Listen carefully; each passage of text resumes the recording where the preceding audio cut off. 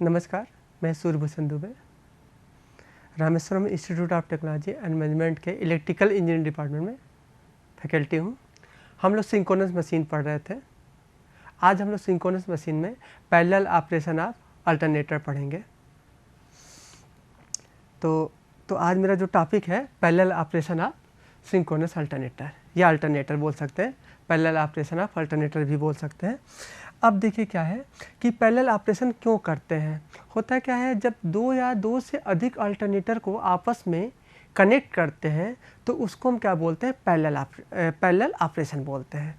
मतलब जब दो या दो से ज़्यादा अल्टरनेटर को आपस में पैरेलल में कनेक्ट करते हैं तो उसे पैरेलल ऑपरेशन करते हैं। अब ऐसा नहीं कि हमने दो अल्टरनेटर को लाया और आपस में ऐसे क्या कर दिया, कनेक्ट कर दिया, नहीं, ऐसे नहीं कर सकते हैं। और पहली बात ये है, दूसरी कंडीशन एक बात है कि हम क्यों करते हैं पैरेलल ऑपरेशन से। तो पैरेलल ऑपरेशन के बहुत सारे एडवांटेज हैं। आप प्रैक्टिकली देखेंगे तो बहुत सारे जनरेटर को वो जो सब स्टेशन से कनेक्ट होते हैं आपस में पैरेलल में कनेक्ट होकर के ग्रिड का फॉर्मेशन करते हैं। तो जो हमें मेरे यहाँ सप्लाई आ रही है ग्रिड से, उसमें कई सारे हजारों अल्टरनेटर क्या है, पैरेलल में कनेक्ट है। पैरेलल में कनेक्ट होने के कई सारे एडवांटेज हैं। पहला एडवांटेज क्या है, कंटिन्यूटी ऑफ सर्विस। मतलब इसमें जो सप्लाई आएगी या जो आपसे इससे सेवा लेंगे वो क्या होगी, कंटिन्यू होगी। दूसरी की बात क्या है, इफ़िशियंसी। इफ़िशियंसी क्या होगी, अच्छी होगी। तीसरी बात है ऑपरेटिंग कास्ट। ऑपरेटिंग कास्ट भी कम होगा। Maintenance and repair, economic and utility. Next है लोड ग्रोथ। तो ये आपके क्या है, 6 एडवांटेज हैं। तो हम एक एक एडवांटेज को यहाँ पढ़ते हैं। पहली बात करते हैं कंटिन्यूटी ऑफ सर्विस। इसमें क्या है, यदि मान लेते एक अल्टरनेटर है, कई सारे अल्टरनेटर के आपस में कनेक्ट है, अगर एक अल्टरनेटर क्या हो जाए, ख़राब भी हो जाए तो हमें शेष से कंटिन्यू सप्लाई मिलती रहेगी। अर्थात हम ये बोल सकते हैं हमें सप्लाई क्या होगी, कंटिन्यू मिलेगी। मतलब जीरो डार्कनेस मिलेगा, मेरे यहाँ जीरो डार्कनेस की पॉसिबिलिटी रहेगी। अर्थात हम बोल सकते हैं कंटिन्यू सप्लाई मिलेगी। नेक्स्ट हमने बात किया इफ़िशियंसी की बात किया है। आप जानते हैं कि लोड सिस्टम पर या पावर सिस्टम में लोड हमेशा वेरीज करता है। आप अपने घर में देखिए, कभी आप फैन ऑन करते हैं, कभी सारा एसी ऑन कर लेंगे, टीवी ऑन कर लेंगे, कभी लोड खूब ज़्यादा रखेंगे, कभी लोड कम रखते हैं। तो अगर आप पूरे देश का देखें तो क्या होगा कि लोड हमेशा वेरीज करता है। तो क्या हुआ, अगर आप ध्यान से अगर और उसको स्टडी कीजिएंगे तो लेट नाइट के समय आपका लोड क्या होता है, सबसे कम होता है। मतलब उस समय लोड सबसे कम होता है, पीक नहीं होता, अर्थात भी हो सकते हैं। और हमें ये भी पता है कि फुल लोड पर, लगभग फुल लोड पर अल्टरनेटर की एफिशिएंसी क्या होती है, हाई होती है। मतलब वो मैक्सिमम आउटपुट दे सकता है। तो हमें क्या करना है, मान लेते हैं अल्टरनेटर ज़्यादा कनेक्ट है और आपके पास लोड कम है, तो उस कंडीशन में क्या करेंगे, आप धीरे धीरे लो अल्टरनेटर को कम करते जाएंगे, जिससे और रिमेनिंग लो अल्टरनेटर क्या हो जाए, मैक्सिमम एफिशिएंसी पर पहुंच जाए या उस पर मैक्सिमम लोड आ जाए। तो मैक्सिमम लोड होने से वहाँ एफिशिएंसी भी क्या हो जाएगी, बढ़ जाएगी। तो अर्थात हम बोल सकते हैं इससे मुझे पैरेलल ऑपरेशन से एफिशिएंसी अच्छी मिलती है। नेक्स्ट बात करते हैं ऑपरेटिंग कास्ट की बात करते हैं। अब आप देखेंगे पावर सिस्टम में पर लोड कम होने पर कुछ अल्टरनेटर को आप करके डीजल की बचत कर सकते हैं। मतलब आपने क्या पाया कि मान लेते हैं कि आपका लोड कम है तो हम एक दो अल्टरनेटर को हटा देंगे, जिससे डीजल की या जो फ्यूल की होगी वो क्या होगी, बचत होगी। अर्थात आप क्या बोल सकते हैं, ऑपरेटिंग कास्ट कम होता है। नेक्स्ट बात करते हैं मेंटेनेंस एंड रिपेयर की बात करते हैं। अब आप जानते हैं अल्टरनेटर को क्या करते हैं, कोई भी मशीन हो उसको रूटीन टेस्ट करना पड़ता है, इंस्पेक्शन करना पड़ता है। तो क्या होगा, आप एक सिस्टम को क्या कर देंगे, बंद कर सकते हैं उसको रूटीन टेस्ट करने के लिए। लेकिन फिर भी आप और जो अल्टरनेटर जो उससे पैरेलल में कनेक्ट है उसके थ्रू आपकी क्या होगी, सप्लाई कंटिन्यू मिलती रहेगी। अर्थात आपको मेंटेनेंस करने से और रिपेयरिंग करने से कोई दिक्कत नहीं है। आप इजिली उसको रूटीन टेस्ट और मेंटेनेंस और इंस्पेक्शन कर सकते हैं और आपकी सप्लाई क्या होगी, कंटिन्यू बनी रहेगी। नेक्स्ट बात करते हैं इकोनॉमी एंड यूटिलिटी की बात करते हैं। अब बात करते हैं जो पावर सिस्टम में क्या होता है, थर्मल हाइड्रो स्टेशन होता है, थर्मल इलेक्ट्रिक स्टेशन होता है, हाइड्रो इलेक्ट्रिक स्टेशन होते हैं। तो क्या होता है, थर्मल जो होता है उसमें स्टीम के थ्रू किया जाता है, और ये तब किया जाता है जब पीक लोड आवश्यकता होती है, तब किया जाता है, क्योंकि इसको आप चाहे तो बंद भी कर सकते हैं और चाहे तो इसको ऑन भी रख सकते हैं। और एक लोड होता है, एक स्टेशन होता है हाइड्रो इलेक्ट्रिक स्टेशन, इसमें कंटिन्यू सप्लाई, आपको पानी ऊपर डैम के थ्रू पानी भरा होता है और वो पानी क्या होता है, गिरता रहता है, मतलब इसको आप बंद नहीं कर सकते हैं। तो इसीलिए क्या करता है, कम लोड पर हम लोग हाइड्रो की यूज़ करते हैं, और ज़्यादा लोड होने पर अर्थात पीक लोड होने पर हम लोग क्या कर सकते हैं, थर्मल का यूज़ कर सकते हैं। तो इस तरह से हम क्या करते हैं, हमें किसको यूटिलिटी करना है, किसको यूज़ करना है, यहाँ पर ये चीज़, ये इससे क्या होगा, इकोनॉमी भी होगा और यूटिलिटी भी अच्छा मिलेगा। तो यही हमने लिखा है कि पावर से थर्मल या हाइड्रो में अगर मेरा क्या हो, लोड कम है तो हम लोड कम होने पर हाइड्रो यूज़ करेंगे और लोड ज़्यादा होने पर थर्मल को यूज़ करेंगे। नेक्स्ट बात करते हैं, लोड ग्रोथ की बात करते हैं। अब मान लेते हैं क्या होगा, लोड ग्रोथ है आपका, ये हुआ लोड ग्रोथ। अब बात करते हैं कि आपने एक लोड, जो अल्टरनेटर पर लोड था, अब क्या हुआ, लोड और बढ़ गया, तो आपको क्या करना पड़ेगा, एक और अल्टरनेटर लगाना पड़ेगा। अगर आपके पास और लोड अल्टरनेटर नहीं है तो क्या होगा, जो आपका पुराना अल्टरनेटर है वो भी कंटिन्यू रहेगा और आप उसमें एक नया अल्टरनेटर जोड़ भी देंगे, मतलब कम पावर का या कम केवीए का अल्टरनेटर उससे क्या कर सकते हैं, पैरेलल में ऑपरेट कर सकते हैं, जबकि आपका पुराना इंस्टॉलेशन भी क्या होगा, बिना डिस्टर्ब हुए कंटिन्यू काम करेगा। वही हमने लिखा है, लोड बढ़ने पर बिना ओरिजिनल इंस्टॉलेशन को डिस्टर्ब किए न्यू यूनिट को ऐड कर सकते हैं या ऐड कर देते हैं। अब बात करते हैं कि भाई पैरेलल ऑपरेशन के ये तो फ़ायदा हो गए, अब इसमें इसके लिए क्या क्या कंडीशन होनी चाहिए। अब क्या है, हमने अभी पहले ही बोले थे कि हम दो अल्टरनेटर को ला करके ऐसे नहीं डायरेक्ट पैरेलल में कनेक्ट कर सकते हैं, हमें कुछ क्राइटेरिया है जिसको फुलफिल करना पड़ेगा, उसके बाद ही हम अल्टरनेटर को आपस में कनेक्ट करते हैं। अब मान लेते हैं कि अल्टरनेटर को इनफाइनाइट बस या अदर अल्टरनेटर से कनेक्ट करने के मेथड के प्रोसेस को, मतलब उसको जब जिस मेथड से आप उसको कनेक्ट करेंगे उसके प्रोसेस को क्या बोलते हैं, सिंक्रोनाइजिंग मेथड कहते हैं। अब यहाँ पर हमने एक वर्ड लिख दिया, इनफाइनाइट बस बार। अब ये इनफाइनाइट बस बार क्या होता है, बात करते हैं, इसको समझ लेते हैं, फिर आगे हम लोग ये पैरेलल ऑपरेशन पढ़ते हैं। तो इनफाइनाइट बस बार वो होता है जिस पर लोड को आप बदलते रहिए, लोड को बदलने पर टर्मिनल वोल्टेज और फ्रीक्वेंसी क्या होता है, कांस्टेंट बना रहे। तो वही हमने लिखा, इनफाइनाइट बस बार वो होता है जिससे लोड बदलने पर टर्मिनल वोल्टेज और फ्रीक्वेंसी क्या रहे, कांस्टेंट रहे, ये अल्टर ना हो, मतलब चेंज ना हो। अर्थात अगर आप बेसिक इलेक्ट्रिकल में ध्यान दीजिए कि जिस पर लोड बढ़ाने पर टर्मिनल वोल्टेज कांस्टेंट होता है तो उस सोर्स को क्या बोलते हैं, वोल्टेज, उस वोल्टेज सोर्स को क्या बोलते हैं, आइडियल वोल्टेज सोर्स कहते हैं। अर्थात वो क्या, उसका इंटरनल रेजिस्टेंस क्या होता है, आइडियल वोल्टेज सोर्स का इंटरनल रेजिस्टेंस 0 होता है। इसी प्रकार इनफाइनाइट बस बार भी क्या होता है, एक वोल्टेज सोर्स की तरह बिहेव करता है जिसका इंटरनल इम्पीडेंस क्या होना चाहिए, 0 होना चाहिए। और एक चीज़ और है, और इसका रोटेशनल इनर्शिया भी क्या होनी चाहिए, इनफाइनाइट होना चाहिए, अदरवाइज ये फ्रीक्वेंसी या टर्मिनल वोल्टेज क्या हो जाएगा, चेंज हो जाएगा। तो ये सारी कंडीशन होता है कि इसमें बहुत सारे हजारों बस अल्टरनेटर कनेक्ट होते हैं जिससे इसका टर्मिनल वोल्टेज और फ्रीक्वेंसी नहीं बदलता है, इसी को हम लोग क्या बोलते हैं, इनफाइनाइट बस बार बोलते हैं। अब हम फिर वही वापस चलते हैं, कंडीशन ऑफ पैरेलल ऑपरेशन। अब पैरेलल ऑपरेशन के 3 कंडीशन होते हैं। कितने कंडीशन होते हैं भाई, 3 कंडीशन होते हैं। पहला कंडीशन क्या है, दोनों मतलब इनकमिंग मशीन और टर्मिनल वोल्टेज का मान क्या होना चाहिए, बराबर होना चाहिए। इनकमिंग मशीन का टर्मिनल वोल्टेज का मान, इनकमिंग मशीन और का टर्मिनल वोल्टेज का मान इनफाइनाइट बस बार के बराबर होना चाहिए, मतलब दोनों मशीन के टर्मिनल वोल्टेज क्या होने चाहिए, इक्वल होने चाहिए। अब बात करते दूसरी बात करते हैं, दोनों वोल्टेज सोर्स के वोल्टेज सेम होना चाहिए, मतलब वोल्टेज सेम होना चाहिए। यहाँ मेरा ये कहने का अर्थ है कि दोनों का फेज सीक्वेंस क्या होना चाहिए, सेम होना चाहिए। आप सोचते होंगे फेज सीक्वेंस क्या होता है, मतलब मैक्सिमम आना या मिनिमम आने के सीक्वेंस को, उसको क्या बोलते हैं, फेज सीक्वेंस। जैसे आर है वो पहले फेज, जैसे ये है ये R है, ये Y है, तो जो पहले आएगा मैक्सिमम वो उसका फिक्स, जैसे RYB होता है तो RYB में R का वोल्टेज पीक पहले आता है, उसके बाद Y का आता है और उसके बाद B का आता है, तो ये उसका फेज सीक्वेंस हो गया RYB। यदि पहले अगर Y का आ जाए उसके बाद B का आए फिर Y का आए तो उसका फेज सीक्वेंस बोलेंगे YB एंड नेक्स्ट बोलेंगे।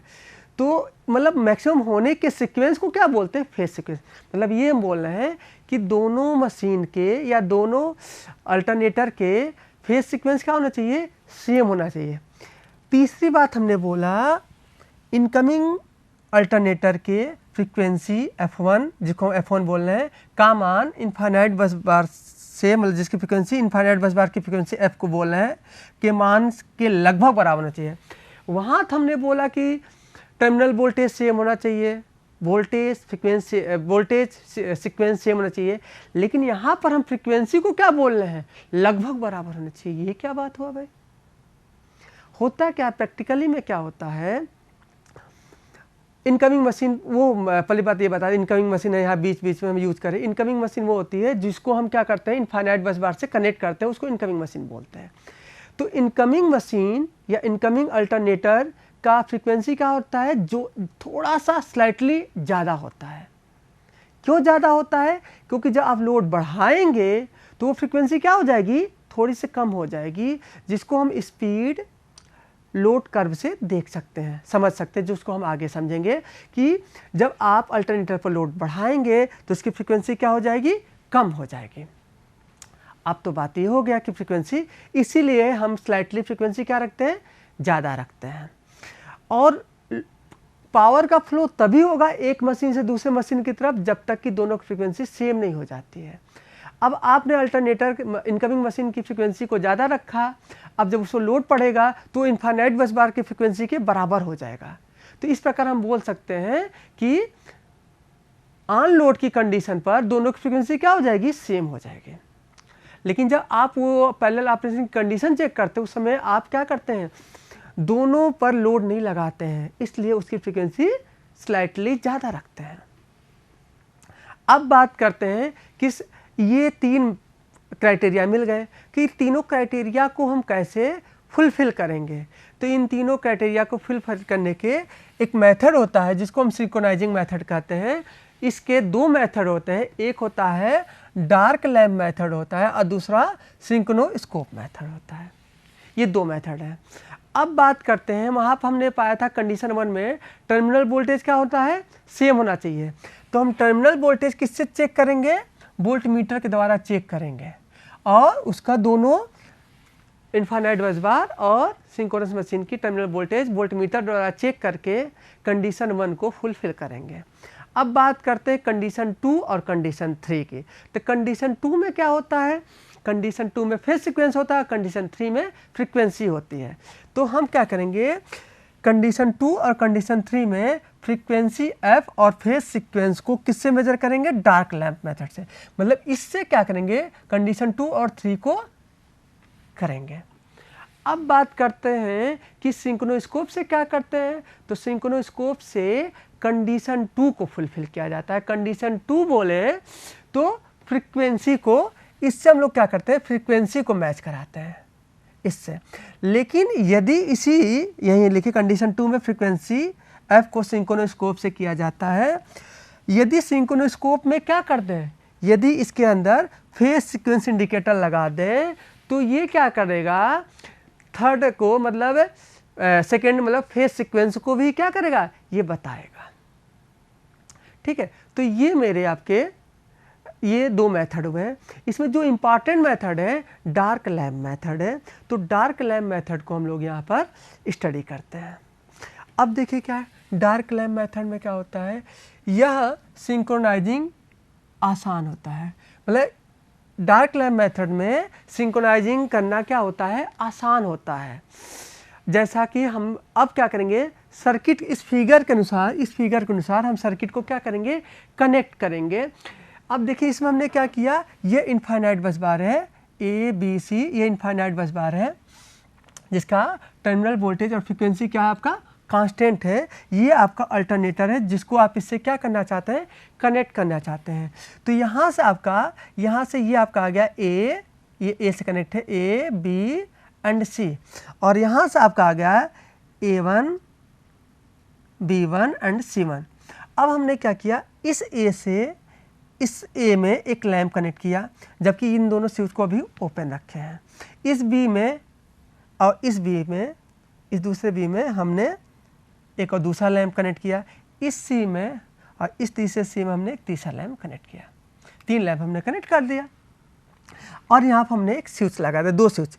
इस स्विच को क्या करते हैं, जब सिंक्रोनाइजिंग चेक करना होता है तो यहाँ पर ये ऑन करते हैं, और जब ये सिंक्रोनाइज हो जाता है तो स्विच 2 को ऑन करते हैं, इसलिए स्विच 2 को हम लोग क्या बोलेंगे, सिंक्रोनाइजिंग स्विच बोलेंगे। ये तब होगा जब मेरा क्या होगा, सिंक्रोनाइज होगा, तब हम स्विच 2 को ऑन करेंगे, और चेक करने के समय हम S1 को ऑन करेंगे। क्लियर है? तो पहले कंडीशन क्या था, हम टर्मिनल वोल्टेज ज्ञात करेंगे। तो यहाँ पर हमने यहाँ देखिए वोल्टमीटर लगाया, जो इधर का इनफाइनाइट बस बार का फ्रीक्वेंसी टर्मिनल वोल्टेज ज्ञात करेगा, और अल्टरनेटर का टर्मिनल वोल्टेज ज्ञात करेगा इससे। अब क्या होगा, अब बात करते हैं, सबसे पहले इनकमिंग अल्टरनेटर को सिंक्रोनोस्कोप स्पीड पर प्राइम मूवर के द्वारा घुमाते हैं। सबसे इसको टेस्ट करने से के लिए सबसे हम पहले क्या करेंगे, इसको प्राइम मूवर से सिंक्रोनस स्पीड पर घुमाएंगे। अब क्या करेंगे, यहाँ पर फील्ड को एक्साइटिंग करंट क्या करेंगे, इंक्रीज करेंगे। तब तक इंक्रीज करेंगे जब तक कि इसका टर्मिनल वोल्टेज, जो इसके द्वारा वोल्टमीटर द्वारा चेक किया जाएगा, अल्टरनेटर का टर्मिनल वोल्टेज इनफाइनाइट बस के टर्मिनल वोल्टेज के बराबर नहीं हो जाता है। और जब ये बराबर हो जाएगा इन दोनों का टर्मिनल वोल्टेज, तो इस फील्ड को बढ़ाना रोक देंगे। यही बात हमने यहाँ लिखा है। और फील्ड एक्साइटेशन को बढ़ाते हैं जब तक कि इनकमिंग अल्टरनेटर के वोल्टेज का मान इनफाइनाइट बस के वोल्टेज के बराबर नहीं हो जाता है। इस प्रकार इनकमिंग अल्टरनेटर के टर्मिनल वोल्टेज VT का मान वोल्टमीटर के द्वारा मेजर करके इनफाइनाइट बस से कंपेयर कर लेते हैं। ये तो हो गया आपका। अब यहाँ पर हमने क्या प्राप्त किया, दोनों साइड का टर्मिनल वोल्टेज ज्ञात किया, जो कि हमने बराबर किया थ्रू द फील्ड एक्साइटेशन से। अब बात करते हैं, इतना करने के बाद जब यहाँ का टर्मिनल वोल्टेज और यहाँ का टर्मिनल वोल्टेज क्या होगा, सेम हो गया, और ये कनेक्ट, अब इसको हम क्या करेंगे, कनेक्ट कर देंगे, इस स्विच को S1 को ऑन कर देंगे। ऑन करने के बाद S2 के क्रॉस क्या होगा, एक वोल्टेज डेवलप होगा। वो वोल्टेज कितना होगा, ये वोल्टेज क्या होगा, जो S2 के क्रॉस वोल्टेज, इसको हमने VL बोल दे रहे हैं, इसके क्रॉस जो वोल्टेज होगा, इसका वोल्टेज मतलब इनफाइनाइट बस का वोल्टेज माइनस अल्टरनेटर के वोल्टेज के फेजर सम के बराबर होगा। तो वहाँ पर हम ये लिखने जा रहे हैं, माना कि बस बार का फ्रीक्वेंसी f है और इनकमिंग अल्टरनेटर की फ्रीक्वेंसी f1 है, तब सिंक्रोनाइजिंग स्विच S2 के अक्रॉस वोल्टेज होगा, हमने लिखा VL equal to VM cos omega t minus VM cos omega 1t, क्योंकि इसकी फ्रीक्वेंसी क्या थी, f1 थी। अब हमें क्या है, ट्रिग्नोमेट्रिक आंसर क्या हो सकता है, cos x minus cos y का फार्मूला लिख सकते हैं, 2 sin y minus x into sine x plus y. तो यहाँ पर हम क्या लिखेंगे, x की जगह ओमेगा t है और y की जगह क्या है, ओमेगा 1 है। तो ये क्या हो गया, omega 1 minus omega divide by 2 into sine omega 1 plus omega divide by 2t। तो ये मेरा क्या आया, ये जो आया, ये सिंक्रोनाइजिंग स्विच के अक्रॉस मुझे वोल्टेज मिला। तो इसमें आपने देखा कि 2 वोल्टेज है जिसकी मैग्नीट्यूड क्या है, 2 VM है। क्लियर है? अब हम इस पर क्या है, ग्राफ खींचना चाहेंगे। तो ये क्या है, ये टाइम के क्रॉस ये ग्राफ है, ये टाइम है और ये क्या वोल्टेज है। तो हमने इसका मैग्नीट्यूड क्या लिया, 2 VM ले लिया, जो कि यहाँ लिखा था। अब बात करते हैं, इसमें 2 फ्रिक्वेंसी है। आप ध्यान दीजिए, इसकी फ्रिक्वेंसी क्या है, इसकी फ्रिक्वेंसी क्या है आपकी, कम है, तो इसकी फ्रिक्वेंसी क्या है, कम है, और इसकी फ्रिक्वेंसी क्या है, ज़्यादा है, ये फ्रिक्वेंसी ज़्यादा है।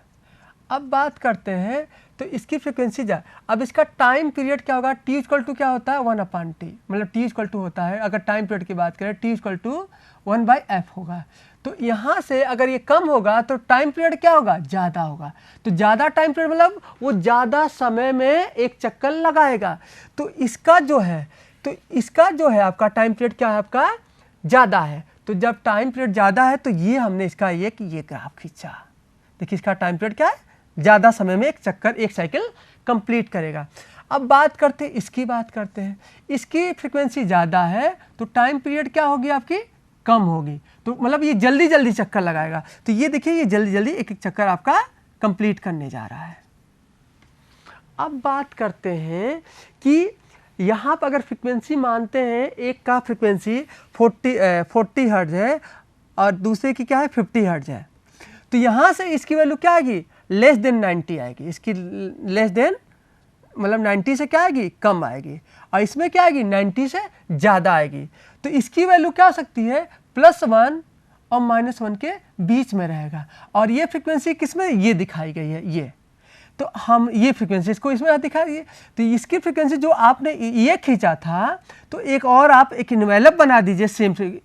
तो एक इन्वेलप बना देंगे जिसके अंदर ये फ्रिक्वेंसी क्या करेगी, एग्जिस्ट करेगी। अब हमें पता है कि इसके अंदर दो फ्रिक्वेंसी है, एक फ्रिक्वेंसी कम है और एक फ्रिक्वेंसी ज़्यादा है।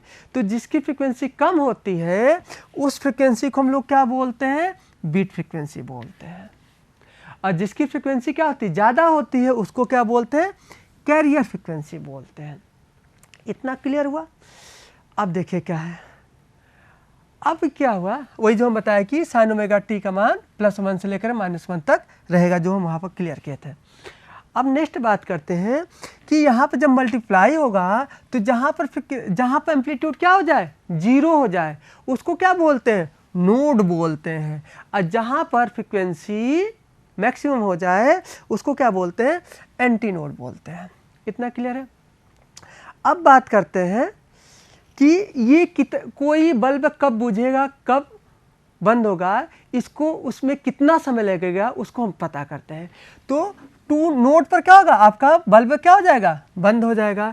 तो टाइम बिटवीन 2 नोड, तो एक नोड में क्या आपका आपने देखा 2 नोड के बीच में टाइम क्या होगा, T/2 होगा। यहाँ से आप देख सकते हैं T/2 हाफ होगी, तो T/2 लिखा। अब क्या है, ये क्या है, T = क्या लिख सकते हैं, 2 पाई ओमेगा। तो 2 पाई बाई ओमेगा को क्या लिख सकते हैं, ये कौन ओमेगा है, बीट फ्रिक्वेंसी /2 आपका है। तो यहाँ से ये 2 कैंसिल हो गया, तो पाई ओमेगा बीट फ्रिक्वेंसी आ गया।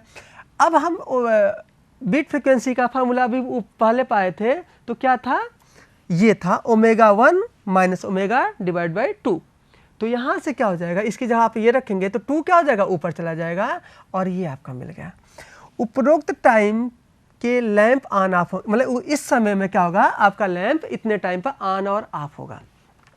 अब बात करते हैं, हमें पहले से ही पता है कि इनकमिंग अल्टरनेटर की फ्रीक्वेंसी f1 से स्लाइटली ज़्यादा होनी चाहिए या डिफरेंस होता है। अब क्या होता है, यदि लैंप में फ्लिकरिंग क्या हो रहा है, ज़्यादा, मतलब ये ऑन ऑफ क्या हो रहा है, ज़्यादा तेज़ी से हो रहा है, तो इसका मतलब क्या है, इसकी वैल्यू क्या आएगी, कम आएगी, अर्थात फ्रीक्वेंसी डिफरेंस ज़्यादा होगी। सॉरी गलत बोल गए, कि बहुत जब ज़्यादा तेज़ी से क्या हो रही, फ्लिकरिंग कर रही है, तो फ्रीक्वेंसी क्या होगी, कम आएगी। फ्रीक्वेंसी डिफरेंस क्या आएगी, कम आएगी। तो वही हमने लिखा है, तो फ्रीक्वेंसी डिफरेंस ज़्यादा आएगी, और जब ये ज़्यादा आएगा, फ्रीक्वेंसी डिफरेंस क्या आएगा, जब ज़्यादा आएगा तो इसका टाइम पीरियड क्या होगा, ये कम आएगा। तो कम आएगा तो जल्दी ऑन ऑफ होगा, बिल्कुल सही लिखा है। दूसरी कंडीशन में लिखा है, यदि लैब में फ्लिकर स्पीड कम हो रहा है, इसकी वैल्यू क्या है, कम, मतलब इसका टाइम पीरियड क्या आएगा, कम, धीरे धीरे टाइम पीरियड ज़्यादा आएगा। तो ये क्या होगा, धीरे धीरे ऑन ऑफ होगा। तो फ्रीक्वेंसी डिफरेंस क्या होगी, ज़्यादा होगी, क्योंकि फ्लिकरिंग टाइम ज़्यादा, ये थोड़ा ज़्यादा लिखना चाहिए था, ज़्यादा, ये ज़्यादा आएगा। तो ये कंडीशन आपकी हुआ। तो इसमें ये पता चला कि स्पीड क्या है, ज़्यादा और कम है। अब हमें ये पता करना है कि किसकी स्पीड ज़्यादा है और किसकी स्पीड कम है, क्योंकि मुझे इनकमिंग अल्टरनेटर की फ्रीक्वेंसी क्या रखनी है, ज़्यादा रखनी है। अब मानते हैं कि इसमें 2 कंडीशन है, हमने कंडीशन 1 लिया, माना कि दोनों क्या है, अपोजिट फेज में है। तो हमने ये लिया, ये ए, ये आपका इनफाइनाइट बस बार का है और ये अल्टरनेटर की है। अब यहाँ पर दोनों क्या है, दोनों अपोजिट फेज में, तो ये ए बी सी, यहाँ से उल्टा है ए डैश बी डैश सी, देखिए अपोजिट फेज सीक्वेंस में। अब हमने माना कि ये क्या कर रहा है, इसकी स्पीड क्या है, ज़्यादा है, ओमेगा 1 की स्पीड ज़्यादा है और इसकी स्पीड क्या है, कम है, क्योंकि मुझे पता करना है कि कौन ज़्यादा तेज घूम रहा है और कौन कम घूम रहा है। अब यहाँ पर आप देखेंगे तो यहाँ रिलेटिविटी स्पीड देखेंगे तो ये क्या कर रहा है, ज़्यादा घूम रहा है, तो इसको हमने रेफरेंस ले लिया, तो ये इस पर स्थिर रहेगा, तो ये तेजी से घूम रहा है, तो ये क्या हो जाएगा, कुछ देर बाद ये ए डैश कहाँ चला जाएगा, सी पर चला जाएगा। इस कंडीशन जो फिगर दिया है, इस कंडीशन में ए डैश का टर्मिनल वोल्टेज तो सेम है और फेज भी सीक्वेंस भी सेम है, अतः ए लैंप क्या होंगे, बंद होगा और रिमेनिंग दोनों बल्ब क्या होंगे, ऑन रहेंगे। अब मान लेते हैं कि ये वाला क्या हो गया, फेज ए वाला, ये वाला 120 डिग्री क्या करेगा, मूव करेगा, तो ए डैश जहाँ यहाँ लिखा था वो कहाँ चला गया, यहाँ पर आ गया, और बी डैश यहाँ चला गया। तो इस कंडीशन में आप देखेंगे ये दोनों क्या हो गए, सेम फेज सीक्वेंस में हो गए, अतः बी अब क्या हो जाएगा, ऑफ हो जाएगा। तीसरे कंडीशन की बात करते हैं, फिर ये 120 डिग्री मूव कर गया, तो आपका ए यहाँ पहले था, अब वो कहाँ चला जाएगा, यहाँ आ गया। इस कंडीशन में आप देखें सी डैश और सी डैश भी क्या हो गए, मैच हो गए, तो इस बार आपका सी लैम्प भी क्या हो गया, ऑफ हो गया। अर्थात हमने ये पाया अगर अल्टरनेटर की स्पीड ज़्यादा होगी तो बल्ब के जलने बुझने की जो सिलसिला होगा वो क्या होगा, ए बी सी, मतलब लैंप L1, लैंप L2 और लैंप L3 होगा। अब हम मानते दूसरी कंडीशन लेते हैं कि मान लेते हैं कि ये आपका क्या है, अल्टरनेटर की इनफाइनाइट बस बार की स्पीड क्या है, ज़्यादा है, उल्टा हमने ले लिया। अब इसकी स्पीड क्या आपकी है, ज़्यादा है, किसकी, इसकी स्पीड क्या है आपकी, ज़्यादा है, ओमेगा 1 की, नहीं सॉरी, इसकी स्पीड क्या है, ज़्यादा है, और जबकि इसको, और इसकी स्पीड क्या है, इसी दिशा में घूम रही, कम है, तो ये क्या हो जाएगा, पीछे इसको, अगर यहाँ से आप रेफरेंस इसको मानेंगे, इस पर बैठे होंगे तो देखेंगे ये क्या हो रहा है, ये धीरे धीरे इधर घूम रहा है, और किस स्पीड से घूम रहा है, ओमेगा 1 माइनस ओमेगा से घूम रहा है। अब ये पाएंगे कि इस कंडीशन में तो ये क्या होंगे, ये दोनों, ये बल्ब मतलब L1 क्या होगा, बंद होगा, या बल्ब ए बंद, क्या लैंप ए बंद होगा, जिसको हम यहाँ बोल रहे हैं L1 बोल रहे हैं। अब क्या होगा, ये क्या होगा, 120 डिग्री यहाँ पर आ जाएगा, मतलब इस कंडीशन में आ जाएगा, तो ये आपने देखा यहाँ पर आ जाएगा। इस कंडीशन में सी डैश और सी डैश भी क्या हो रहे हैं, सेम आ रहे हैं, तो इस समय आपका सी लैंप भी क्या होगा, बंद होगा। आपका तीसरा कंडीशन आया कि फिर से 120 डिग्री घूम जाएगा, तो क्या हो जाएगा, जो ए यहाँ था अब यहाँ ए डैश पहुँच गया। अब इस कंडीशन में आपका क्या होगा, बी लैंप क्या हो जाएगा, बंद हो जाएगा, बी लैंप बोले तो L2 बंद हो जाएगा। तो आपने ये पाया कि अगर इनफाइनाइट बस बार की फ्रीक्वेंसी ज़्यादा होगी तो बल्ब की जलने बुझने की जो सिलसिला होगी या सीक्वेंस होगा वो क्या होगा, ए सी बी होगा।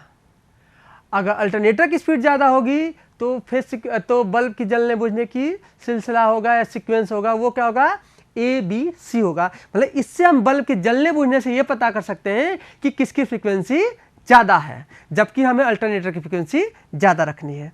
तो ये बात तो हो गई। तीसरी एक कंडीशन और लेते हैं, कंडीशन 2 लेते हैं। अगर मान लेते हैं कि दोनों का फेज सीक्वेंस क्या है, सेम है, तो जब फेज सीक्वेंस क्या होगा, सेम होगा, अब कोई भी इधर से घूमे या कोई तेज घूमे तो तीनों बल्ब एक साथ जलेंगे और तीनों बल्ब एक साथ बुझेंगे। तो इससे ये क्लियर हो जाएगा कि तीनों इनका फेज सीक्वेंस क्या है, सेम है।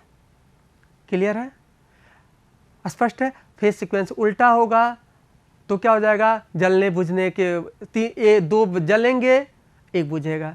अगर फेज सीक्वेंस क्या होंगे, सेम होंगे तो तीनों एक साथ जलेंगे और तीनों एक साथ बुझेंगे। इतना क्लियर है।